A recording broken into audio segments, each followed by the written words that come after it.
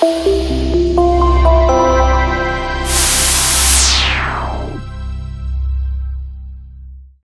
everybody, this is John Costigan. In this segment, I know it's probably going to be a unique name, but it's called Hope. It's about hope in sales and how this can help you if you change your opinion on this a little bit. I've done a couple takes on this because I want to make sure it was really clear. And when I was watching it back, I referenced my 5-set CD called What to Say and How to Say It. And as I'm watching the tape, when I get done, I'm like, oh yeah, it's right there. I'm like, oh yeah, it's on the wall back there, and I completely forgot it was. But it was with this really young guy, like 15 years ago, was really young. But the reason why I'm referencing that CD is because back then I used to say yes is a great answer, no is a good answer, and maybe stinks. And let me stop. I still agree with that. Okay, but the one thing I want to say is this: time does kill all deals.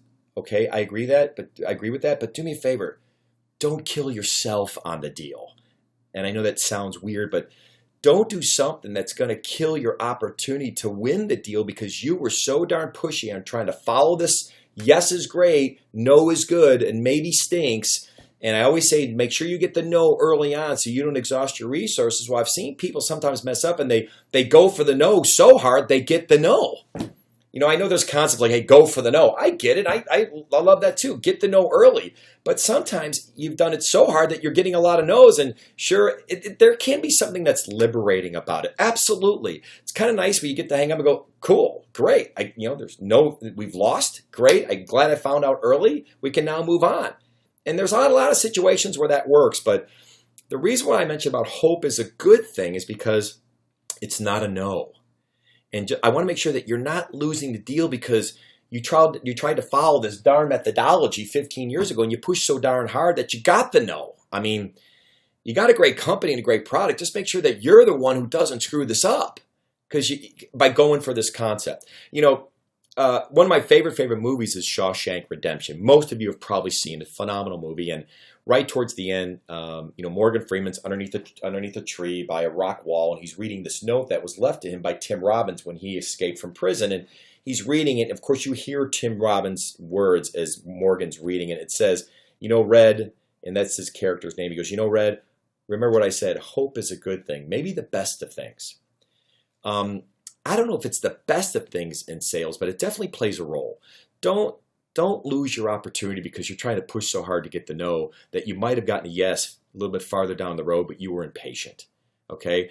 I'm also a big believer that, yes, if you want to stay in front of them, it requires nothing to put that in your tickler file, put it 2 or 3 weeks out. Don't put it in a forecast, obviously. It's not a real opportunity, but you stay engaged. You send a white paper. You bring value. You just don't keep going, hey, how you doing? There's a whole different thing you could do there about giving them value, giving them information where they're looking at you as a resource. That's what you want. But that takes nothing. It's a quick email every 3 weeks or so. Stay in front of them. I'll stay Hope Alley there just to do that. So I would stay with Hope on that. Okay, but when they say, why don't you fly out? I need to have more of this. Give me a proposal. Then you can get back on the phone and qualify a little bit harder because maybe they now have a need and they've cracked open the door. I will tell you, just before we leave, we had a sales rep for one of my largest clients, a software company up in Burlington, Massachusetts, where this rep stayed engaged and they virtually said, nope, we're with their number one competitor. He goes, we're with these folks. We've bid it for whatever. We're not gonna change. And he just stayed in there.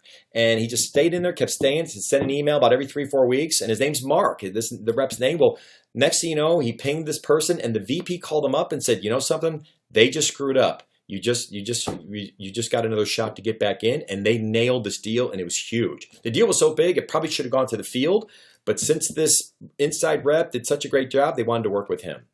So hope it's not great, but it's not as bad as I probably made it sound out way back, the way I made it sound way back then. So hope is a good thing. Good selling, everybody.